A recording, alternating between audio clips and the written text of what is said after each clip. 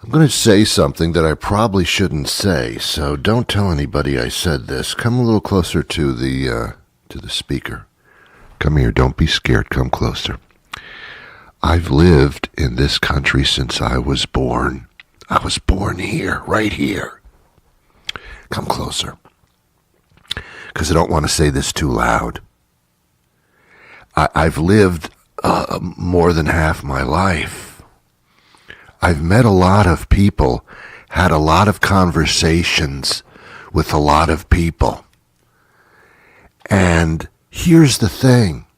What I found is most people in this country are legitimately stupid. Some of them have had very little education. Others just turn a blind eye to what's going on around them. Now, when I say stupid, I'm not necessarily talking about them as being stupid. I'm talking about them as being ignorant. Ignorant is when you don't know what the hell's going on because you don't pay attention. Stupid is you just don't have the capacity to know anything and you make really dumb decisions. I'm talking about, I guess, that and ignorance. So many of these people who live in this country don't even care about what's going on in it. I had conversation yesterday with a person who dressed well. You know, they're a good-looking, dressy person. You know, seemed to be somewhat intelligent. Could speak, could put one foot in front of the other in order to simulate the effort of walking. I get that. I saw that. We were talking about these letter supposed bombs that were sent out to former vice presidents and people in the media and anybody who had commented or made any type of negative comment about Trump. People of stature who did that were being sent these letter bombs, which are now under investigation. This happened about 2-3 days ago. So I'm talking to somebody about that. Person looks at me and says, "What letter bombs?" And I said, "You didn't hear? Somebody, they're trying to figure out who, is sending letter bombs to people, to people that don't like Trump or don't think he's doing a great thing for this country. They're sending letter bombs to former presidents and vice presidents, etc." Well, I didn't hear that. What?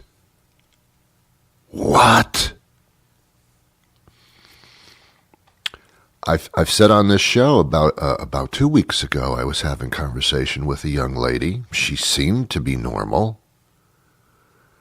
And she knows my feelings about Trump, and not his policies, but about his mannerisms and the way he acts in public. Not even talking about policy. And she says, "Oh, well, what's going on with him? What's he doing these days? How's he acting?" What? Where do you live? You don't know? No, I don't. I don't follow it. Get out of the country. Get on a boat or a plane and get out of the country. How is this possible? That's stupidity. That's ignorance. Then I spoke to another very intelligent person. I said, "Are you excited about voting next week?" The person said, I don't vote. I said, "What are you talking about? What do you mean you don't vote? You're 35 years old." "I'm not registered to vote." "You're not registered? You're 35 years old. You live in this country. Don't you have an opinion about what's going on?" "No, I don't follow that stuff." You don't follow that stuff? Oh my God. And that's when I realized what I had realized always. I'm surrounded by stupid, ignorant people. Not because they're dumb, but because they choose to be ignorant. They let themselves be ruled and judged by people they have no opinions of because they don't know who they are. Wow, that's weird. I have as little respect for a person that doesn't vote as I do for most people.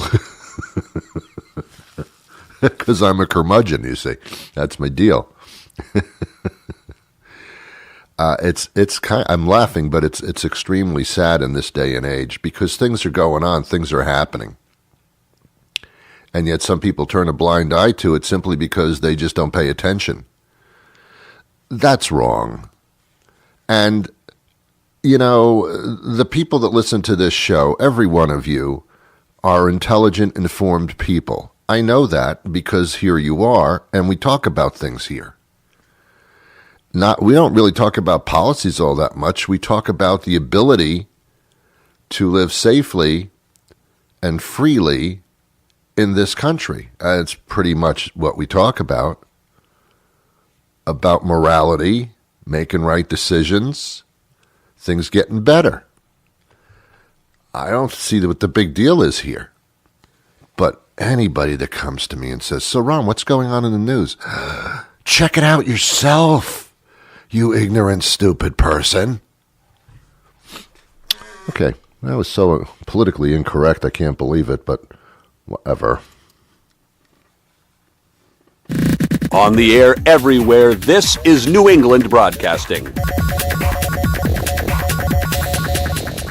Welcome to the Ron Van Dam Show. Hold on tight. Things can get a bit weird, if you like that sort of thing. I don't know what I like anymore. Whatever.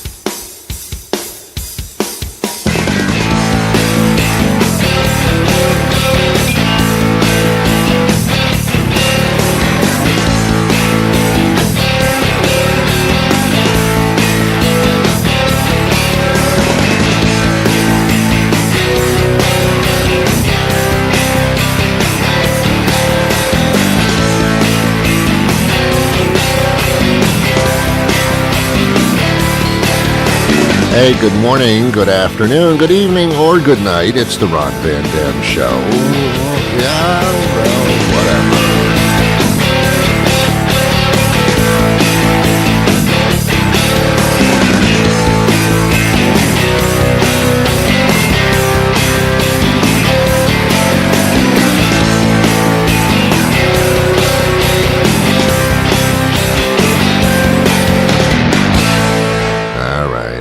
Enough. All right, I don't want to hear this. Sit back. All right, I'll get off the subject. I'm just saying this has nothing to do with your background, your culture, your sex, your race, whether you're poor, whether you're rich, whether you're middle American. It has nothing to do with any of that stuff. If you're the citizens of this country, you've got to care about what's going on and how you're being treated. It has nothing to do with anything but caring for you, for your family, if you have one, and their future and your future. I mean, and morality and living in amongst an atmosphere and climate of civility. I don't know what to say anymore. Hey, welcome to the show. I have a very interesting author joining me a little bit later in the program. He's Greg Sargent. He's written a book called An Uncivil War. It's about the way we treat each other in this country and what's going on with our democracy. There's been a shift, and that should make you want to follow things. That's coming up quite soon in this particular program of fun and extraordinary entertainment. So how are you? So how are you doing? How are you feeling? You feeling all right? I think I said on yesterday's show I got my flu shot, and I psychologically feel impervious. I feel like a superhuman character, like I can't get the flu now. But of course I can. Because another strain can come a knocking at my door and say that I know you've been inoculated for this particular flu strain. Surprise, I'm another flu strain. Boom. Oh, so that trip to CVS wasn't worth it, I guess. That's where I got my flu shot. Yeah. Finding the older I get, the more time I spend in a pharmacy, to be honest with you. I don't know why. Hey, did you hear about what's going on with the cell phone thing? No, Ron, I'm totally ignorant. Okay, all right, let me explain that. The government of Italy apparently is pretty cool. What they've done is they fined Apple, the iPhone people, and Samsung, cell phone people, $5 million each because they have found in the country of Italy that both those companies deceived the public. What they both did was they purposely slowed down the efficiency and the speed of older cell phones. They say the reason that they did that, says Samsung and Apple, is because the older cell phones, the batteries would be more efficient if you slow down the speed. People that have a brain pretty much can figure out the reason that they slowed down the speed of the older cell phones was so that you'd buy a new cell phone saying, this speed sucks, I need a new phone. I don't think you have to be a chemistry major or a rocket scientist to figure that out. So the Italian government found that, yeah, they were slowing down speeds. They did do that. So they fined Apple $5 million, and they fined Samsung $5 million. Let me tell you something. $5 million to these two companies is like chump change. It's like Samsung being fined $5 million. Samsung just opens up its wallet and says, here's $5 million. Okay. It's nothing to them. It's pennies on the dollar. It's nothing. But congratulations nonetheless to Italy for actually doing that. Because think of the number of people that have been screwed in this country by those two major monopolies of cell phones. And by the way, when we're talking cell phones, we're talking gold, the new oil standard. You don't mess around with the cell phone companies. They are way too powerful. Every one of us has one of their phones. And it has become blood for us, the new lifeblood of existence, of communication, of social media, you name it, of psychological engagement. These two companies run our lives. We all have cell phones. We all have kidneys. We all have livers, most of us. I do. I'm just saying some of us don't. But that's how significant cell phones are, so you don't fuck with them. But Italy did. In the United States, we're a little bit different. We do things here in a haphazard, dumb, stupid way. Talk about stupid. When both the iPhone and the Samsung people, the Galaxy people, admit that they were slowing down older phones, and here's the point, without telling the public that they were doing it, they should be fined more than $5 million apiece. But in this country, we just sit back and we go, well, whatever, I didn't know that. That's my impression of a stupid person, by the way. They rarely sound like that, but that's what I think they are. Because I've met them, as I said. Yeah, in this country, we just, whatever, screw me over, run me over with a steamroller, take everything away from me, deceive me, do things behind my back, treat me like a moron, because I'm not going to do anything about it. I'm just going to complain and I'm going to go away with my little head tucked between my legs. Yeah, see, that's sad. But that's what happened. There's no arguing about it. Samsung and Apple have admitted that they slowed down the older cell phones. I had one of those older cell phones. I found it was very slow. The battery was dying. And I felt like, well, this old cell phone isn't working anymore. I can't exist, my God. I've got to get a new cell phone. And I did, and I got screwed because I paid $1,000 for a new cell phone when my service supplier, Samsung, my hardware cell phone supplier, was purposely making my phone not perform as well on purpose, slowing down my speeds so that I got frustrated and needed to have a new cell phone, which nobody can afford. I don't care how much money you have. You're not going to spend $1,000 for a phone. Are you kidding me? But Ron, it's like a computer. I already have a computer. I already spend enough money on. It's not so much the computer, it's the security thereof. It's like buying a car. All right, you have a car now, but you can't drive it until you pay the auto insurance. What? Yeah, and then some states there's an excise tax. You can't drive it without that. And you got to get a license too.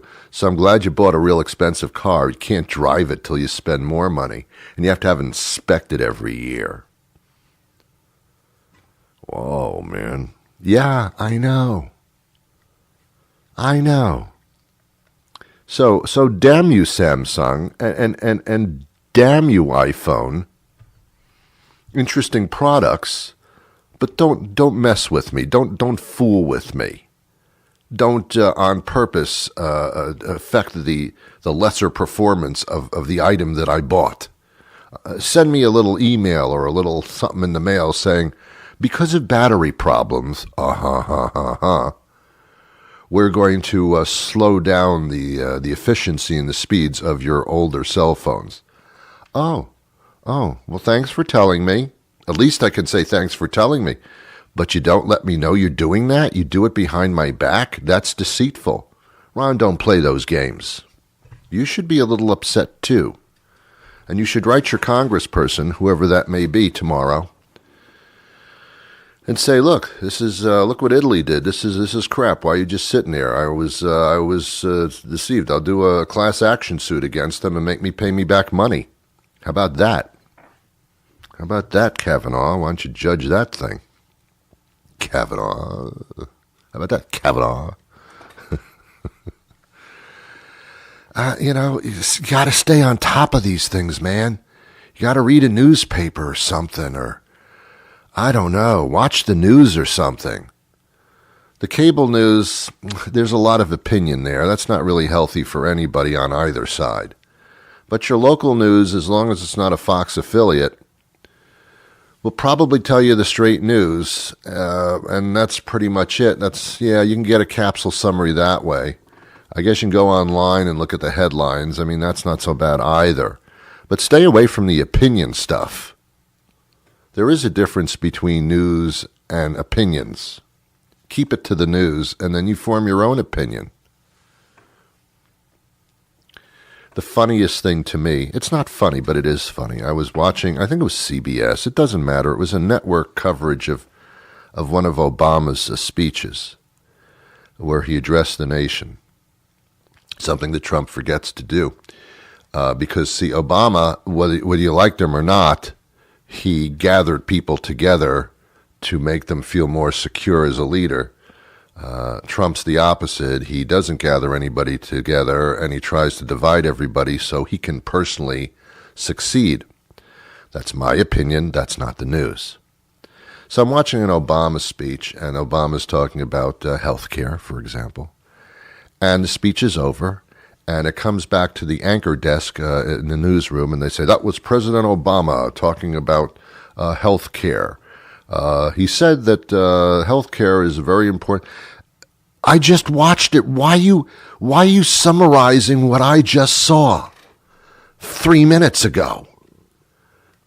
You were watching President Obama. Duh. I know what I was watching. I know what the guy looks like. I know it was him. Why are you telling me what I just watched? You were watching President Obama. Oh, I thought I was watching Kim Kardashian. Thank you for clarifying, CBS. They all think we're stupid, every single one of them. They all think we can be manipulated. It's time you stood up. Stand up to the media if you feel it, although the media's job is to report the truth or at least throw out facts. But certainly stand up to the president who lies continually. That is true. If you disagree with that, then... eesh. My only wish for Trump... Well, I have actually a lot of them, but my only wish for Trump is stop tweeting and unify the country. Stop dividing. Don't call the Democratic Party idiots. Don't call the press the enemy of the people. What are you, fucked? No, the press is the lifeline of the people. That's how the information gets out.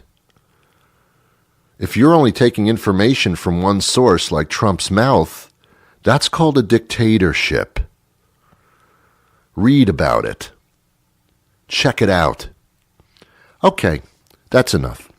I guess continuing on the same subject, we're going to take a quick break, and when we come back, we're going to speak to Greg Sargent, who's written a very interesting book pretty much along the lines of us becoming very uncivil in our country all of a sudden.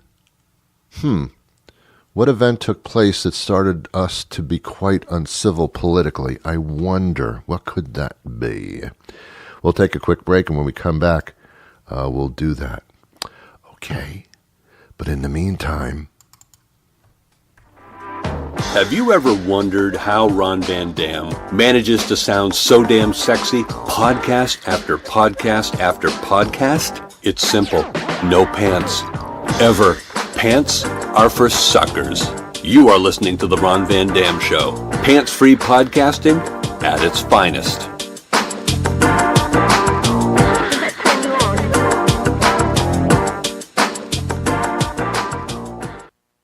Hey, Greg. Hi, Ron. Greg Sargent is the author of the book An Uncivil War, Taking Back Our Democracy in an Age of Trumpian Disinformation and Thunderdome Politics. How long ago did you actually write this book, Greg? How long ago? Yes. I just finished it up, I guess, maybe this spring. Okay. That makes sense because it's very current, and I don't think it's going to change. I would agree with that, unfortunately. Unfortunately, beyond all the late-night humor and cartoons and magazine covers, there's a serious thing going on here. It's not that funny. It started to be. That's right. It's not now. It's the, as far as I'm concerned, it's the carefully manipulating of taking our democracy apart and turning it into an autocracy. And a Republican Party that is too scared to go the other way, so that they have some identification. It's extremely sad. Your book kind of outlines the seriousness of what our democracy is turning into, or the lack of democracy. Well, I appreciate your introduction, and I agree that we need to be deeply concerned. I think I'd maybe even put it a little more strongly than you did and say that in many cases, and this is a generalization, and I admit that up front, but in many cases, Republicans are not just too scared to go along with what Trump is doing. They're actively enabling it in all kinds of respects. You know what I never understood was that you have a Vice President Pence who holds the Republican ideals, and yet for some reason the Republican Congress refuses to challenge Trump, even though if they did, his replacement would be something that they could hang their hat on. I don't quite understand why they're hanging their hat on this individual. Well, I think you look at his popularity among Republican voters, Really? and your answer is right there. He continues to poll at something like 90%, and there seems to be nothing that can diminish him in their eyes. Yeah. And so a lot of Republican elected officials are well aware of this, and I mean, look at the ones who are retiring. They're the ones who dared to sort of go out there and challenge this guy, and they're getting chased out of the party and out of the Senate. Jeff Flake. You could obviously quarrel with how sincere they were in their opposition to Trump, or how effective, or whether they put actions behind their words, which in many cases they didn't. But even their words put them on the wrong side of the Republican electorate, and there's your answer. Yeah, I mean, even Flake admitted, and I remember the words very distinctly when being interviewed. Would you have delayed the Kavanaugh vote if you weren't leaving office? And he says, I probably wouldn't have. Which is such an incredible statement of political manipulation. It was incredible to me. Yeah, that's a good point. He's it's just truly remarkable that was what constituted courage. It wasn't even that big a step. It was simply doing even a tiny bit of due diligence, and they didn't even do. They basically did the bare minimum. Right. Which if that. Yeah. My concern is starting to move away from the individual douchebag himself and more so toward the American people who don't seem to get it. No matter what their political policies or beliefs may be, they don't seem to get what's happening here. And when the people surrounding you start losing it, that's like, to me, that's like a real big problem. Well, I guess I don't know if we know that that's happening. Really? My sense would be that, if anything, we have to be somewhat encouraged by the public's reaction to Trump. I don't want to overstate this, and I completely understand your fears, and they're reasonable. Yes. But if you look at the level of civic engagement that we're seeing on the part of many, many people who really never participated before, and if you look at some of the polling, which shows, I think, very clearly that people understand Trump as a threat to the political system, as fundamentally an undemocratic actor, you have to be encouraged. I can cite some examples on this. For instance, you see large majorities disapproving of his. You see majorities disapproving of his handling of the Mueller investigation, of his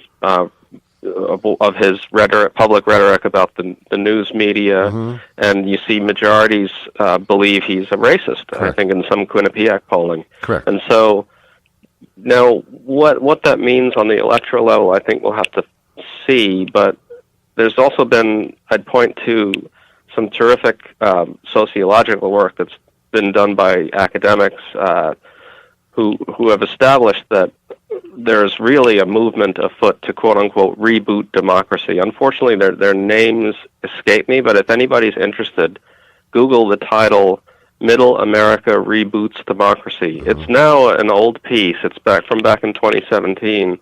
But what it showed is that many, many people across the country, mostly women, understand this moment as being a perilous one for democracy, and are acting in accordance with that fear. And I think those things are encouraging. Okay. I mean, I think it's more of an American older white guy saying, I'm losing my country, and Trump seems to understand that. He's going to block out all the immigrants and anybody that doesn't speak English and anybody that is not white. I mean, I think it's been an undercurrent during the Obama administration. There was a quiet hatred of that president, and Trump just brought it out and said, it's okay to hate and to express your feelings. Let's go for it. True, that's not the entire country. Right. I believe his approval rating this morning, which is, they're just polls, but is at 45%, which is the highest it's been for this guy. And that's I think it might be a little lower than that, but I'm sure it is. I mean, one poll found it. Yeah, but I think it's more that you get so used to a child breaking into stores and shoplifting that the one day that the child doesn't shoplift, you think this child is actually promising. But the child, right? I think that's a real thing. That's a terrible development because people are growing desensitized to the threat he poses. Yes, and their guard is not up in the way that it was in 2017. I do think that there is still enough awareness and energy for there to be a reasonable chance of the midterm elections going well for Democrats, though. Yeah, I think so too. Even though that has seemed to have before it was going to be the big blue tsunami. Now it's a nice size wave. Right. The book seems like it holds its place no matter what time period we're talking about, which is very interesting, and it does raise awareness. And I do think that the Trumpian age plays to really a very small amount of people, but when you fill up a hall and you hear applause and shouting, it's invigorating to those that create that circus. So I kind of get it, but I'm glad that your book points out what's actually happening here, because I'm sure you've done a lot of research and I do a lot of talking on this show. There are many people that come up to me and say, so what's going on with the president these days? And my response is, you don't know? You don't listen? You don't? Right. That's pretty scary. Well, I think a lot of people are tuning him out because he's so awful. I and that, guess. Of course, it seems to me that that's part of his method. It's always hard to say whether it's instinctual or by design on his part. It is. But he wants to exhaust everyone and grind everyone down, I think. And correct. We really need to not let that happen. Right. And Uncivil War really talks about the lack of civility that we're experiencing, and it hurts. Pick up the book, and Uncivil War, Greg Sargent. It's important stuff. Thank you so much for your time today. Is there a website we can follow? Yes, there is, actually, and thanks very much for the kind words, Ron. It's called, I write a blog for the Washington Post's website, WashingtonPost.com. The blog is called The Plumb Line, PLUMLINE, and I and a co-blogger post there regularly, and a lot of the stuff you'll find there is along the lines of what's in the book. Great. Greg Sargent, thank you so much for your time today. Appreciate it. Thank you. Appreciate it. Take care. Take care. Bye-bye. There you go. There you have it. Interesting stuff. Form your own opinion. Always form your own opinion. That's what it's all about. We present things. We put it out on the table. You pick up what you want. You take what you want. Everything's free here. Have yourselves a wonderful day. I'll be back with you rather soon. The next time the next weekday rolls around, we'll do this again. Until then, oh my goodness, you've just been wonderful today. I love the way you just sat there and you didn't say anything. Yeah, you know when to shut up. You're not tweeting at 3 o'clock in the morning, are you? I don't think so. I wish you peace.